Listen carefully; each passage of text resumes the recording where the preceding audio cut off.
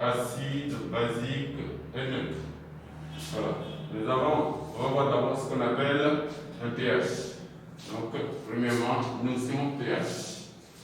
Le pH, c'est quoi? C'est ce qu'on appelle un potentiel hydrogène. pH, voilà, il y a le potentiel hydrogène.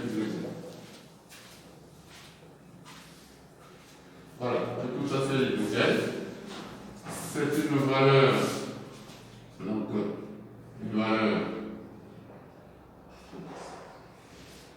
d'acidité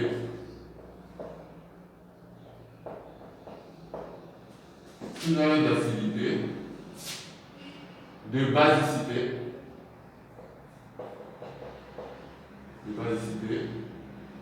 et de neutralité d'une solution. Voilà, c'est une grandeur qui n'a pas d'unité, c'est une grandeur qui n'a pas d'unité. Donc pH, une grandeur sans unité. C'est une grandeur sans unité. Et l'échelle pH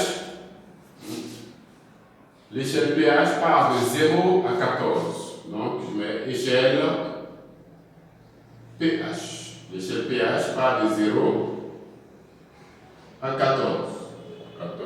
0. Et là, le milieu dans la pH, le pH est égal à 7. Donc, ça part de 0 à 14. C'est ce qu'on appelle l'échelle pH. Donc, le pH, le voilà.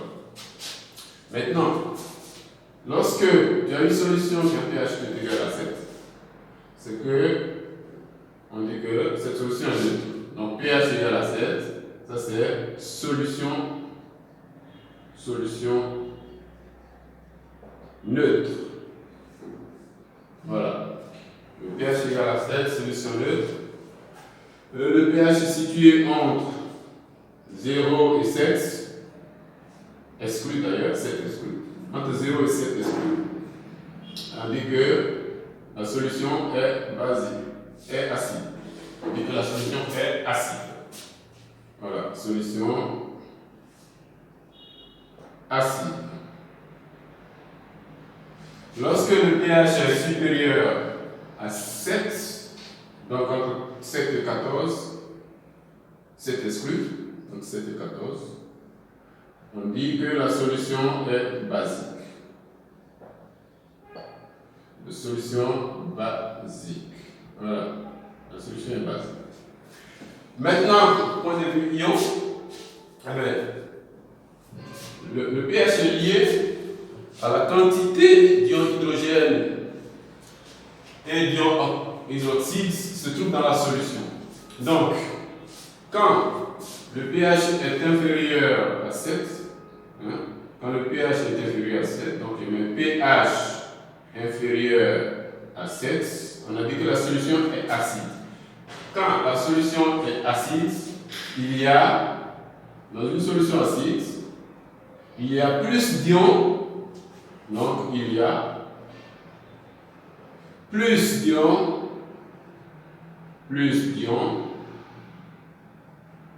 hydrogène, il y a plus d'ions hydrogène que les ions hydrogène c'est H+, que d'ions hydroxyde, hydroxyde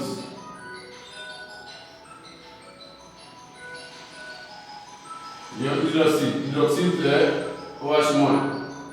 Voilà. Là, on dit que le pH est inférieur à 7, le pH est acide, la solution acide, il y a plus d'ions hydrogène, plus d'ions H+, que d'ions OH-.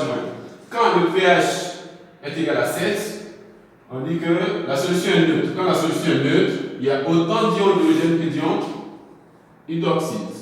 Il y a autant d'ions hydrogène H plus. Que d'ion hydroxyde. Hydroxyde. Voilà, OH-. Les ions hydroxydes, c'est OH-. Voilà.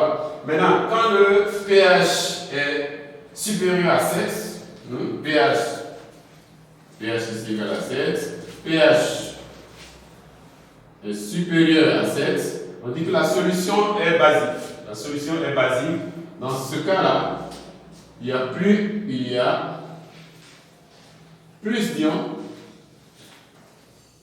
Il y a plus d'ions. Hydroxyde que d'ions. Les ions hydroxyde, les ions OH- sont les ions OH-. Hydroxyde, les ions OH-. Que d'ions hydrogène. Que d'ions hydrogène. Voilà, que d'ions hydrogène. Donc, H+. Voilà. Maintenant, on a fini ça. On a fini ça, c'est pas compliqué. Il suffit d'apprendre ça, ça est dans votre cours que j'ai envoyé. J'ai aussi envoyé des exercices que vous allez traiter et ramener ça. Vous les traitez, vous les ramenez au centre ici. On va les corriger. Voilà. Donc, à la suite de ce cours, on a associé des exercices que vous allez traiter. On va continuer, on va donc passer maintenant à la mesure du pH. Je fasse ça parce qu'il y a pas de place. La mesure du pH. Donc, avec quoi mesure-t-on un pH? Donc là, je mets deuxièmement, mesure du pH. 2. Mesure du pH. Voilà, d'une solution. Pour mesurer le pH d'une solution, on a ce qu'on appelle le pH mètre. Le pH mètre, c'est un appareil électronique. C'est l'appareil de mesure du pH. On utilise donc le pH mètre pour mesurer le pH d'une solution. pH mètre, le P est petit, un P minuscule, grand H. Le pH mètre. C'est un appareil électronique qui permet de mesurer avec exactitude le pH d'une solution. Donc, pH, voilà, le pH mètre permet de mesurer, voilà, le pH d'une solution.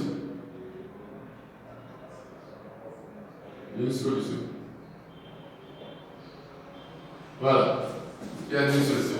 On peut aussi utiliser d'autres moyens très archaïques, c'est-à-dire les anciens moyens qu'on appelle le papier pH. Le papier pH, en fait, c'est un papier qui va évaluer à peu près, approximativement, la valeur d'un pH d'une solution. Donc, on utilise aussi le papier pH. Papier pH. Mais lui, le papier pH n'est pas trop précis. Il évalue donne une valeur approximative. Donc, le papier pH donne une valeur approximative. On peut arrondir, bien sûr. Voilà, donc voilà les deux éléments. Ici, un papier pH. Le papier pH, c'est un papier, c'est un ruban qui contient plusieurs couleurs. Et lorsque on découvre une bande, on met la goutte de la solution, ce papier va changer de couleur.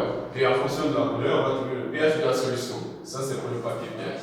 Maintenant, le pH mètre, c'est un appareil électronique qu'on appelle aussi la sonde pH métrique. Sonde pH métrique, il est comme ceci, regardez bien, comme une sonde avec un écran sur lequel on peut lire une solution, par exemple 7. Voilà, pH égale 7. Voilà, il est comme ceci. Voilà. Donc celui-là, on peut le plonger dans la solution. Vous plongez la sonde dans la solution. Voilà. Solution. Et il va vous afficher immédiatement le pH de la solution. Voilà. Solution. Ici, si nous avons un pH égal à 7, ça veut dire que cette solution-là, c'est de l'eau. Voilà. Ça veut dire que c'est l'eau. Parce qu'ici, on a un pH égal à 7. Le pH égal à 7. Voilà. Donc voilà, le pH mètre, comment on l'utilise. On plonge la sonde ce qu'on appelle aussi, au lieu de pH mètre, on l'appelle une sonde pH métrique. Ok. Voilà, donc comment on mesure le pH d'une solution? Donc de deux façons, avec le pH mètre et le papier pH.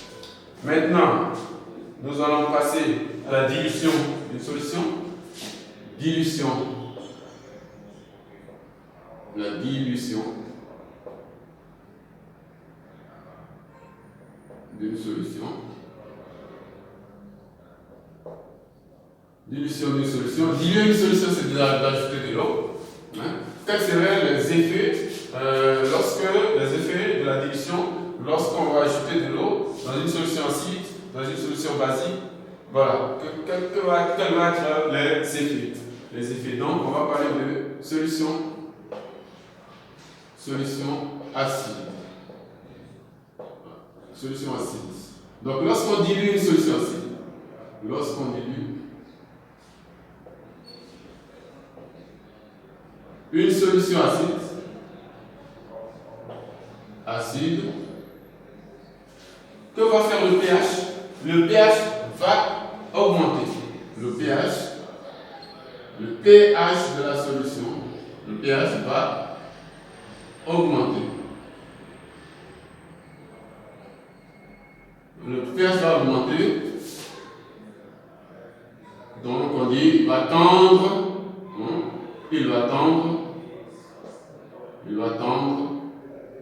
vers 7. Il va tendre vers 7, il n'arrivera jamais à 7, quand même, quel que soit le combien. Mais il va tendre vers 7, il va s'approcher de 7. Maintenant, lorsque on dilue, voilà, lorsqu'on dilue une solution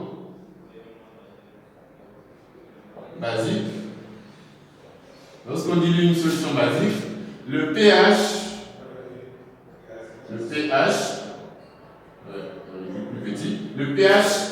va diminuer et tendre vers 7. Voilà. Le pH va tendre vers 7, mais il ne pourra jamais arriver à 7. Il va tendre, il va s'approcher de manière plus rapprochée, mais on ne dira pas qu'on a ajouté de la solution, on a ajouté de l'eau pour que une solution basique devienne neutre. Non. Donc, on dit que le pH diminue et tend vers 7. Et ici, le pH augmente et tend vers 7. Voilà. Voilà ce qui se passe au niveau des secours. Vous devez maîtriser tout ça. C'est presque du par cœur. Voilà. C'est presque du par cœur. Ce cours-là. Il faut savoir qu'un pH qui est neutre, il est égal à une solution qui est neutre. Son pH est égal à 7. Une solution qui est acide, son pH est inférieur à 7. Une solution qui est basique, le pH est supérieur à 7. Voilà. Donc, je vais donner aussi quelques pH d'aliments. Quelques pH d'aliments et de produits que nous utilisons de manière quotidienne. Voilà, pH d'aliments. Donc, l'acide de batterie de voiture, acide de batterie de voiture. Le pH est égal à 1. Donc, pH est égal à 1. Quand on passe au citron, que vous connaissez, le citron, ben le pH est égal à 2. Voilà, le citron, le pH est égal à 2. Le vinaigre, voilà, pH égal à 3. Ça c'est le vinaigre. Tout ça, ce sont des pH qui sont acides. Le jus d'orange.